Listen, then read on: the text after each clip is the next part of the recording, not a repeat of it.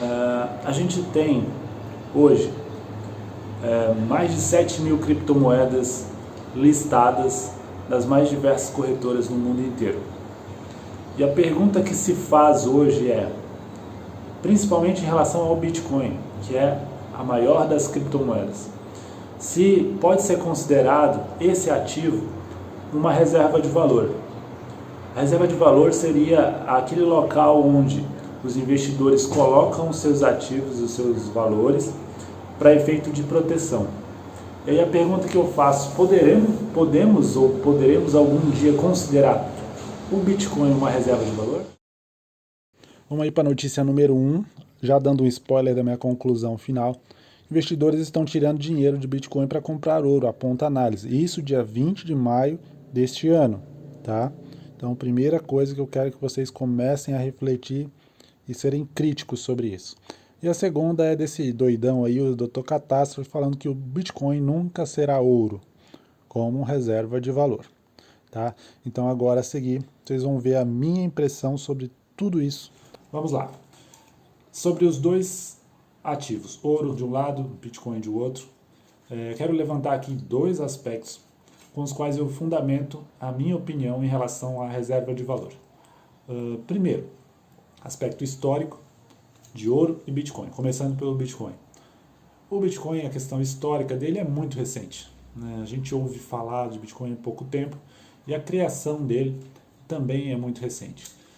Lá no final de 2009, né, quando se falava em Bitcoin, a criação se deu logo após a crise de 2008, a crise bancária de 2008, que teve a explosão da bolha, questão de crédito concedido, principalmente nos Estados Unidos, sem análise de perfil nenhum.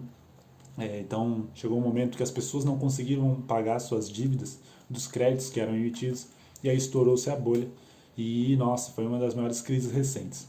Em 2009, logo após, o CEO, né, digamos assim, que ninguém fisicamente conhece, ele teve a proposta de iniciar com esse criptoativo, que era a ideia de ter uma moeda descentralizada. Uma moeda descentralizada é aquela que não precisa de um governo monitorando e nem dando as rédeas para a sua fabricação, para a fabricação da sua moeda. Né? Então, a ideia inicial do Bitcoin era essa.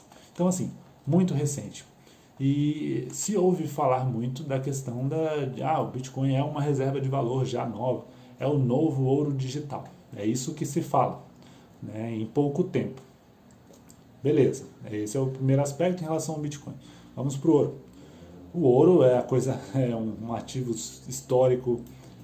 Já lá, se a gente pegar os livros de história, vai ver que o ouro é uma das coisas mais valiosas já desde sempre, né? A história mostra isso pra gente, a história do Brasil mostra isso, que a coroa portuguesa exigia 1/5 do ouro de quem minerava, né? Então, assim, é uma coisa histórica e se atribuiu valor ao longo do tempo, e esse valor só aumenta, tá? Mas baseado justamente no próprio mineral, no próprio metal, que tem um valor, né?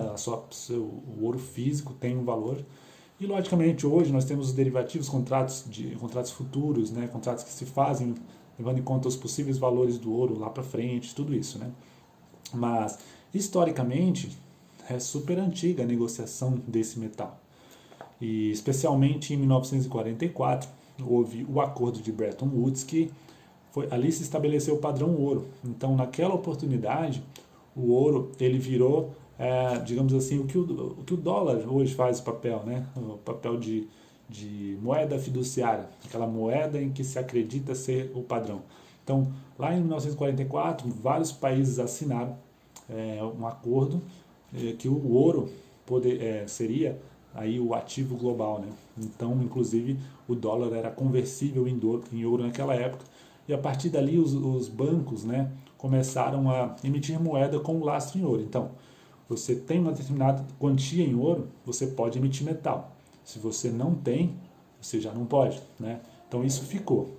E depois, logicamente, em 1970 e alguma coisa, houve a queda do padrão ouro e aí o dólar entrou como uma moeda global. Mas, aí eu faço uma ressalva, o ouro continua sendo um padrão de riqueza. Quem tem muito ouro tem um artigo valioso que pode ser vendido e a gente vê na história que os valores aumentam, né? Então, quero levantar esse ponto em favor do ouro.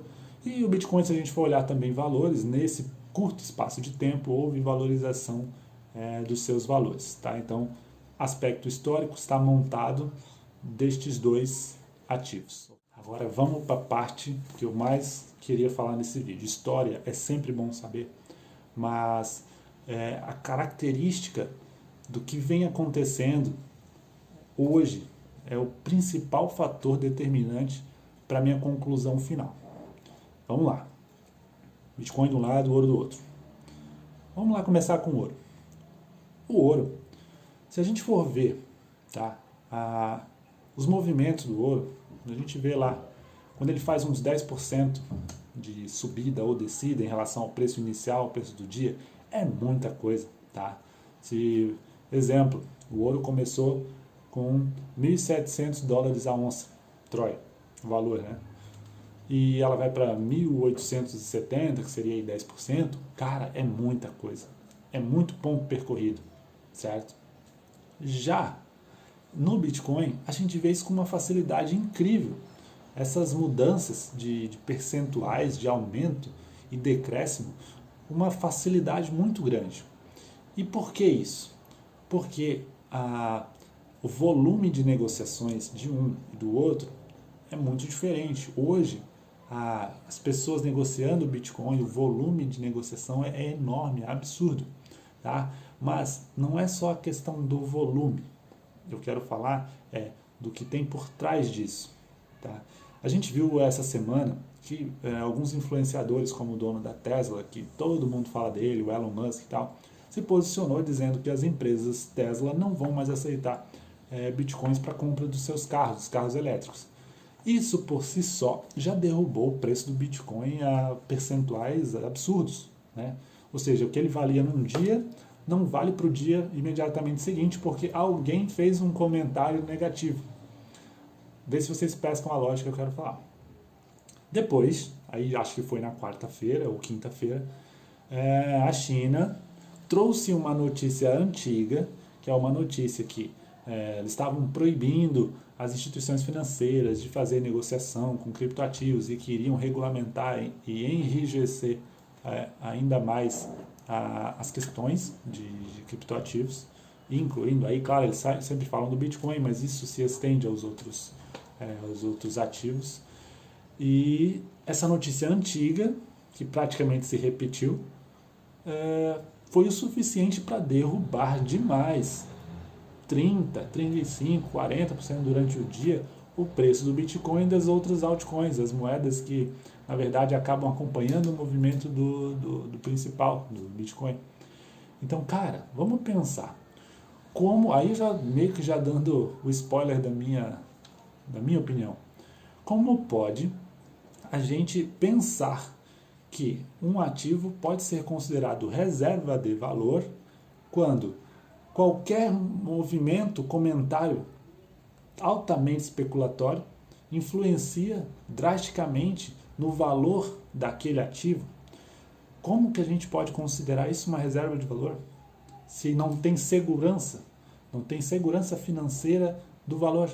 As pessoas têm, de certa forma, um pouco de descrença, porque, querendo ou não, quando se fala em Bitcoin, em criptomoeda, ainda é muito abstrato para a mente da maioria das pessoas. Até mesmo para a gente que vê coisas o tempo inteiro, de certa forma é ainda um pouco abstrato. Entender o que é uma blockchain, o que é, sabe, como se fabrica, como se minera, se é poluidor, se não é. Aí o cara vai lá e fala, é altamente poluidor, não sei o que, o Bitcoin, e aí o negócio cai.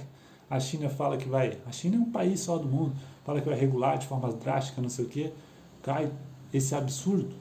Então, assim, o Biden também falando que ia taxar em 40% os ganhos para efeito de imposto de renda. Então, assim, é muito especulativo. Não dá, na minha opinião, não dá para... Não dizer que o Bitcoin vai ser uma reserva. Pode acontecer, eu até queria que acontecesse. Mas, assim, dizer que o Bitcoin substitui o ouro, não dá. Tá? É a minha opinião, não dá. O ouro sempre, desde o começo até hoje, é sim a grande reserva de valor, é onde grandes países mantêm reservas de ouro justamente para fazer o hedging financeiro, né? Quando precisa de liquidez, precisa de dinheiro para quitar dívida e tal, vende um pouco da reserva. Quando está sobrando dinheiro, o que faz? Compra ouro. Por quê? Porque lá na frente, quando precisar, na crise, o que acontece com o ouro? O ouro sobe o preço. É uma crise, subiu o preço do ouro em relação à sua compra. O que um país, o que um grande investidor faz? Estou precisando de dinheiro, vende o ouro caro. Espera a situação normalizar, compra o ouro barato. Então, reserva de valor não dá para comparar uma coisa com outra. A história é muito recente do Bitcoin, a história do ouro é enorme, aí já temos uma grande diferença. E em relação à especulação, quando tem um ativo que ele não passa um crédito muito firme, quando o valor oscila demais, é porque existe sim descrença de investidores. Tá? Vou fazer uma pergunta: você acredita que o ouro, num piscar de olhos, porque alguém falou alguma coisa, possa sair do preço 1.700 e ir para o preço $800 a onça? Não dá para imaginar isso, né? Não dá, olhar o gráfico não tem como. Eu já acho que chegar em 1.400 é loucura. Imagina chegar em 800. Ou seja, por quê? Porque o metal em si tem um valor intrínseco ali. Ninguém admite que o metal com esse valor caia tanto, o valor assim, porque alguém falou alguma coisa. Entendeu? Então, essa era a minha contribuição, está bem clara a minha posição aí. E só ratifica o poder da estratégia Gold Plaque, que é uma estratégia que tem aqui no canal, que eu explico como faz detalhadamente, tem vídeos explicativos, levando em conta justamente esse padrão que eu estou explicando para vocês aqui, do ouro sempre subir em relação ao tempo. Logicamente vão ter períodos em que ele faz a queda, e aí para isso você toma as medidas que eu explico nos vídeos aí para trás no canal. É só dar uma fuçada que aparece aí para vocês, beleza?